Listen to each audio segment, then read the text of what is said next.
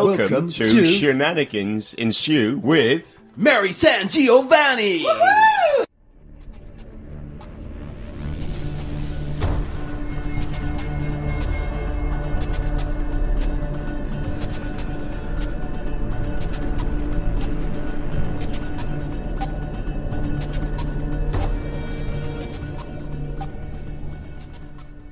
Hi folks, welcome to Cosmic Shenanigans. This is Mary SanGiovanni, and I am up to shenanigans once again of cosmic proportions. And this time, I'm not shenaniganizing alone.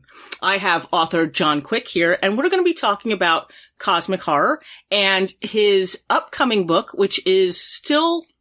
Is it slated to be released? Does it have a release date yet? There is no release date yet. There's no release date yet, but it is on the way. It is in the cosmos, as we say. The contract is signed, so it will happen. A contract is signed, and it is his first foray into cosmic horror, and it's called Crimson Springs. Yes. The first thing I'd like to talk about, tell me a little bit about the plot for listeners about what Crimson Springs is about. I call it Southern Fried Lovecraft. It is a kid moves with his parents to a small town in West Tennessee. His dad's supposed to be the new police chief in the small town of Crimson Springs.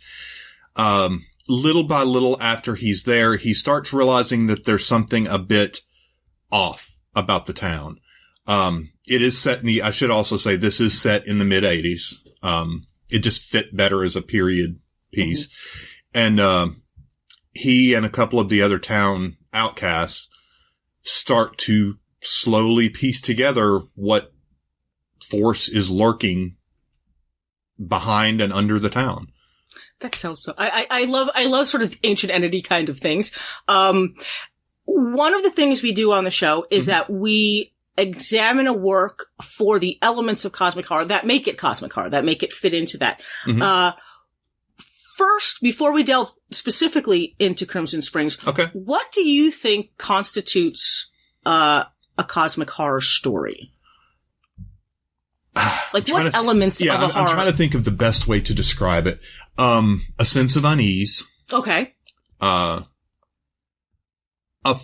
outside force, and that is controlling things behind the scenes. I only use the term outside force because outsider, the right. Relativity there. It may not even be an actual thing, but it's just something is pervading the story that evokes that sense of unease, that sense of wrongness, and something that doesn't belong. Right. I mean, Lovecraft's, one of the, tenets of a lot of Lovecraft's, mythos stories dealt with the other. And right. this foreign invasion of forces beyond our control right. that were basically going to upset normal life in a small town. Yeah. What is it, without giving spoilers, what do you think about Crimson Springs makes it count as a cosmic horror novel? Without giving spoilers, I'm trying to without giving spoilers, I know it's tough. Yeah, that's the tricky part. I'm not even sure if readers will pick up on it immediately, but there are little things in this town that just feel wrong, even for something that's set in the 80s. For example, I think one character notes, there are no people of color in this town at all. It's a small town in the South. That's not normal. Right. Everyone kind of follows the specific set of rules. The school is not broken up. It is actually K through 12 in one school. Okay. And there's just all these weird little things that go together that kind of, you're going to get the distinct sense something isn't right. And going too much further into what isn't, right. What's causing this would of course be spoilers. But yeah, there is something that is causing this town to not be right. Because I get the sense that there's that element of sort of an ancient evil, like a force, which is and one of the things that we've talked about in Cosmic Shenanigans before is the idea that Lovecraft took a very nihilistic approach to the human race. It was basically like none of us matter. Nothing you do really matters because in the end we're all going to die anyway or go insane. Right. And that in the face of the discovery of these cosmic forces, that humanity was somehow lessened. And I think that a case can be made for, I was going to say something of almost like a Stepford wife-ish approach to homogeny in a community. Yeah. Which is interesting because to Lovecraft, that would have been a safety net almost. It would have been a security to have a town that's, say, all white. Yeah. And that, everybody sort of knows everybody and it's that sort of charm New England life, as he put it. Right. Whereas, like, the way I see it, it's the removal of an identity. Exactly. It's exactly the opposite of what he would have found comforting. For me, that's the most unnerving because to have your identity removed and just be part of some identical whole, we are who we are. That's what makes us interesting. Right. And I think that's a very important part of modern cosmic horror is this idea that, identity is stripped away and that we are, somehow less significant because we're not individuals. Right. And, that in a lot of modern cosmic horror, the idea is that in the face of being insignificant, the only thing that we have really is to redefine significance on a personal level. Right. And that's one of the themes that's there is, this is a 16-year-old kid and at 16, nobody knows who they are yet.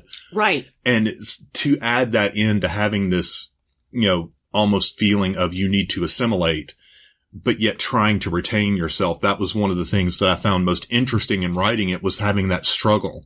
Right. That he goes through because he was already kind of an outcast. He's, the police chief's kid. So he's going to be a little more rebellious. He's trying to stretch his wings. And now to have that further restriction from everyone, it just made a very interesting dynamic for me. I think that it allows you to look at that sense of the other. Yeah. From multiple viewpoints, really. From the good guy's perspective and maybe the not so good guy's perspective, which is kind of neat. And a lot of the work that you do has a very Southern flavor. I think that's a part of a John Quick book. It is. It's sort of Southern, almost Southern Gothic kind of, quality to it. Do you think there is anything about, say, the Southern Gothic, I'm trying to think what the word is, that feel that, is uniquely suited to doing cosmic horror? Anything about like the culture or the people or, To a degree, yes. The South is one of those peculiar things because people in the South are very welcoming and very open and very hospitable. But at the same time, there's a lot of long-seated things that are have reached a point where they're almost unconscious, be it racism or sexism or whatever. It's almost an unconscious thing. No one is fully aware that they're acting in this manner, but if you break it down, no, that's exactly what you're doing. But it also comes back to that homogeny where all the small towns, all the houses might look the same, all the people act the same. There's all that similarity there, and it's just, maybe it's something that exists in any small town across the country, but of course, I've grown up and lived primarily in the South, so that's what I've seen. And yeah, there's always that, every small town in the South has that dark underbelly. It's just a matter of finding it. Right. And to me, that sounds a lot like it parallels Lovecraft's view of small New England, like rural New England, that when you are isolated enough, geographically maybe, that you become isolated spiritually, socially, and that can lead to either a turning toward ancient practices because there's nobody around to tell you, like, no, that's bad. You can't do that. Or that those ancient practices that once existed have never been updated and modernized. There's a lot of that. And the South is known for being a stretch of the Bible Belt, and that is absolutely the case. Religion is a very, very big thing in the South. And, it's 2020. I have long hair. There are still places I go where I get weird looks for having long hair. Wow. I have heard kids in the last year or two with their parents, he's got hair longer than a girl's. And I get a kick out of it because, I've had long hair for a long time. I'm used to it. I get a kick out of it, but it's still the fact that mentality is there and it's being propagated, even if it's unintentionally, that gives you a very clear cut of what life in the South is. Yeah. I think it's, there are a couple of things, that I want to follow up on that you said. It's interesting that you say that because I feel that that's the one difficult thing about setting, say, a lot of cosmic horror in New Jersey is that a lot of the stuff that happens outside of the tri-state area, those kinds of mentalities are not as prevalent. And I don't want to say that they don't exist in New Jersey, but they're not as prevalent in New Jersey because I don't think religion has as big a hold anymore at least where I grew up in New Jersey. Yeah. So it's harder to tap into that small town mentality that I think a lot of cosmic horror, it's really sort of a foundation of it. Oh, yeah. The other thing that you brought up that I think is interesting, you had mentioned being a writer of faith, and I'm wondering if it is difficult for you to have strong beliefs in a particular, say, religious denomination, right, and still entertain cosmic horror, which is essentially that everything that we believe in any kind of Christian denomination is wrong. Right. And completely untrue. Like there are different gods out there. The funny thing about that, I do profess to be a Christian. I do have that faith and I do hold that faith, but I'm unusual from most of them because unlike many of them, I never held that my entire life. My dad was a deacon in a Southern Baptist church. So he's an elder in a Southern Baptist church. So I had it hammered into my head for the longest, but yet, I didn't grow up holding that casual racism and things like that. Right. And yet I saw it in him. And to me, that seemed hypocritical. So when I was old enough, I explored religion. I started looking at everything. I was a practicing Wiccan for a long time.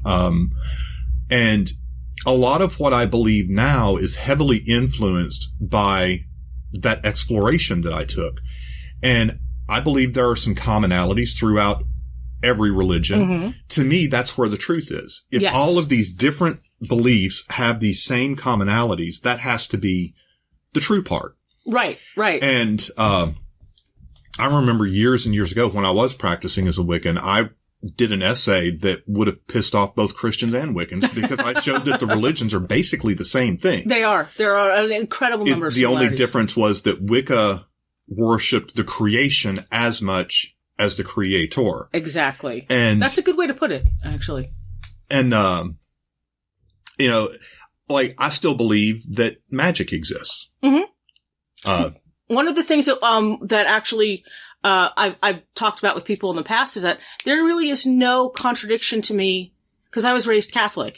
So there's no contradiction to me to consider, Catholicism as a religion that has a lot of true tenets. Right. And to consider paganism as a spiritual path that doesn't conflict with it. Right. And you can make them conflict if you want to. Right. But like I said, I saw those commonalities, like the way I always understood magic to work because I studied, ceremonial magic, Aleister Crowley, the Golden Dawn, the MacGregor Mathers. I studied that stuff.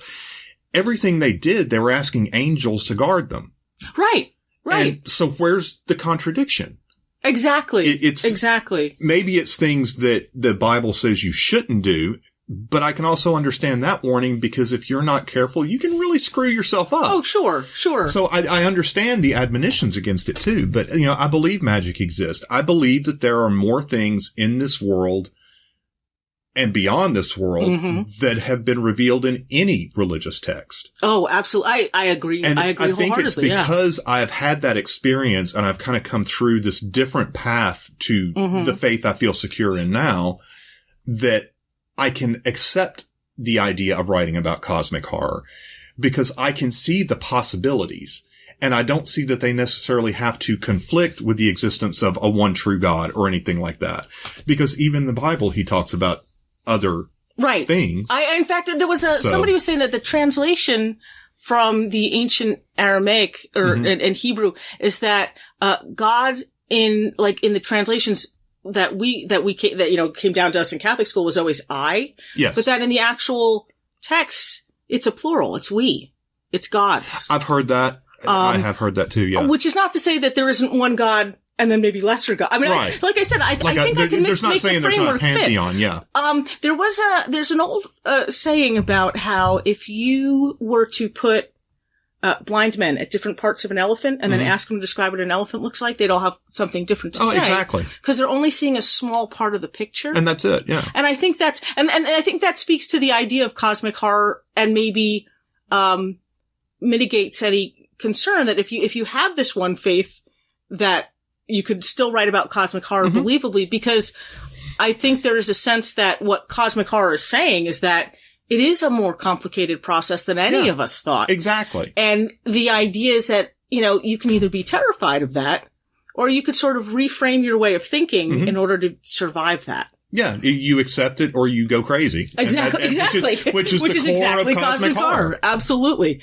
One other thing I want to ask you, is that another thing that we've talked about on the show a lot is the idea of nature or that monsters in cosmic horror are often personifications of forces of nature, which also, I guess, reframe our significance as a race. Like, right. We are, for all of our technological advancements, we can't stop a tornado. Correct. We can't stop a meteor. We couldn't stop a black hole, which, I think is what a lot of the major outer gods, the elder gods that Lovecraft's talking about, they're forces of nature like a black hole. As long as they don't know we exist and they don't come close enough to touch us, we're safe from them. Yeah. But it's only in interacting with a force of nature that's completely indifferent to us, that we can run afoul of that. What do is there a sense of, because I also get the impression, and I could be wrong, but I get the impression that, the Southern Gothic aesthetic, nature factors heavily into that. Would you say that's an aspect of the book? I'd say that's fair. And I would say, especially in Crimson Springs, I mean, this part isn't much of a spoiler. The title actually comes from the fact that where the town is, they have twin springs. There's a kind of at either side of one end of the town. And the water that comes out of those springs, because of the rocks and the things around it, looks red. It looks like blood. Okay. And that's where the town got its name. And that plays heavily into the overall story. See, I would absolutely agree that nature is a huge factor in it. I like that. Because I think, some of the best cosmic horror, nature is as much a character as anything else. That there's it is a tool for building the atmosphere of the place, and that there's almost, supernatural in the natural. Yes. Which I think does factor into it. I like that. Supernatural in the natural. Yeah, I like that. Thank you. That maybe what we consider supernatural is just an extension or elevation of natural, and that it's still a force that is indifferent to us and probably more powerful than us. Oh yeah, absolutely. I would agree with that wholeheartedly. Well, that's Crimson Springs sounds awesome. Can you let listeners know where they can find it when it does come out? Yeah, it will be out through Bloodshot Books. It'll be on wherever he releases stuff. So you'll have it on Amazon.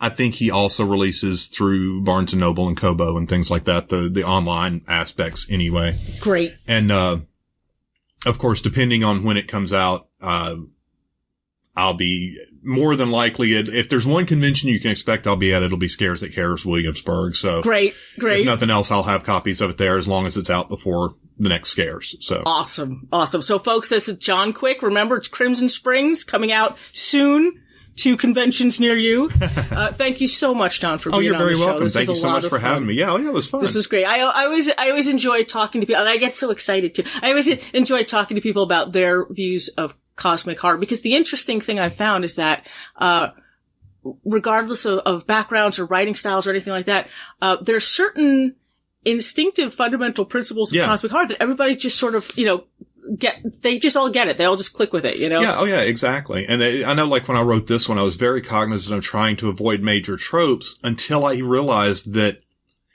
when it comes to cosmic horror, you kind of can't avoid too many of them without taking it completely out of what it is. Exactly. I mean, I think there's the going so far as to make something a pastiche of Lovecraft. Yeah. But I find that most people can take the tropes of cosmic horror and just do fantastic and different things with them. Yeah, and it's all there's so much variation that I don't think a lot of people think. I finally sank into it, and the story started flowing better when I took something that Brandon Sanderson had said at one time to heart. You know, he's talking about fantasy, but it applies to everything. There are no new stories to tell. Right. There are only new ways of telling old stories. Exactly. And that's what I decided to try to do here, and hopefully it worked. Exactly. And I think there's a comfort in that. There's a comfort in having something be both new and familiar. Yeah. You know? Absolutely. And not cosmic horror-y, like, completely alien and foreign. Right. So, okay, thanks again, John. This was really great. Thank you. Folks, if you enjoy Cosmic Shenanigans, you can find past, present, and future all are one in Yog-Sothoth. You can find episodes on Project Entertainment Network, iTunes, Spotify, Stitcher, Google Play, pretty much any place where podcasts are available. You can also check us out. John just did an interview with us for the Horror Show with Brian Keene, which will be out, actually, it'll be out already by the time this airs. Or it'll have been out a long time by the time this airs. And you can check out Grindcast, which is engineer Matt Wildeson's podcast, and he also has some cosmic horror goodness coming out. Horizontal Volume 2. There you go. Super awesome. And I guess that's it. I will talk to you next week. Bye. There shall come a podcast like no other. Defenders Dialogue. Marvel Comics' original superhero non-team convenes once again. Comic book writers and authors Brian Keene and Christopher Golden take us back to the 70s and 80s as they discuss Marvel's most dynamic collection of superheroes. Defenders Dialogue with Brian Keene and Christopher Golden. Tuesdays exclusively on Project Entertainment Network.